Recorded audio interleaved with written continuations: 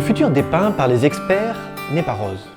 Pollution de l'air, destruction de la couche d'ozone, pollution de l'eau, épuisement des matières premières, affrontement entre le nord et le sud, cataclysme, quel espoir reste-t-il?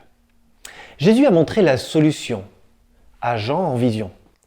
Je vis un nouveau ciel et une nouvelle terre. Le premier ciel et la première terre avaient disparu et il n'y avait plus de mer. Dieu va tout changer. Pas seulement le ciel et la terre, mais aussi notre pensée, nos sentiments et notre comportement. Il essuiera toutes larmes de leurs yeux. Il n'y aura plus de mort, il n'y aura plus ni deuil, ni lamentation, ni douleur. Les choses anciennes auront disparu. Dans le nouveau monde que Jean a vu en vision, il y a une ville impressionnante. Et je vis la ville sainte, la nouvelle Jérusalem, qui descendait du ciel, envoyée par Dieu, prête comme une mariée qui s'est faite belle pour aller à la rencontre de son mari. Surprenant qu'une ville serve à évoquer cet avenir merveilleux.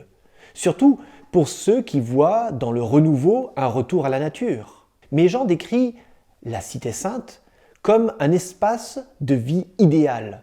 C'est le centre du nouveau monde, d'où la vie se répand par ses portes ouvertes. La ville n'a pas besoin ni du soleil, ni de la lune pour l'éclairer, car la gloire de Dieu l'illumine, et l'agneau est sa lampe. Les peuples du monde marcheront à sa lumière, et les rois de la terre y apporteront leur richesse. Les portes de la ville seront ouvertes pendant toute la journée, et même elles ne seront pas fermées, car là, il n'y aura pas de nuit. Le plus fantastique, c'est que Dieu y vit, avec les humains, et ils restent ensemble. Jésus reviendra. Il en a beaucoup parlé avec ses amis. C'est la grande espérance des chrétiens. Elle donne courage et force dans ce monde incertain. Quand Jésus est né, très peu l'ont remarqué. Ni sa vie, ni sa crucifixion n'ont été considérés par ses contemporains comme des grands moments de l'histoire. Mais pour son retour, ce sera différent.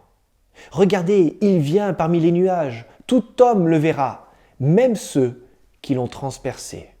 Pour tous ceux qui croient en lui, ce sera le début d'un avenir merveilleux.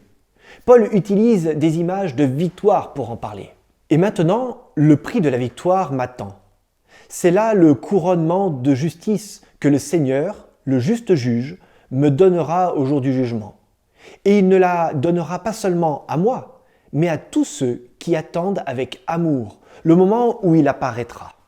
Cependant, l'espérance d'un futur radieux ne doit pas nous déconnecter des défis du présent. Jésus a donné une mission aux hommes. Elle consiste à annoncer la bonne nouvelle et à démontrer d'une manière concrète l'amour de Dieu pour les hommes et les femmes. Le royaume de Jésus n'est pas pour les bigots. Il est pour les hommes et les femmes qui vivent l'amour de Dieu chaque jour, sans calcul et sans arrière-pensée. L'avenir merveilleux, c'est aujourd'hui qu'il se démontre.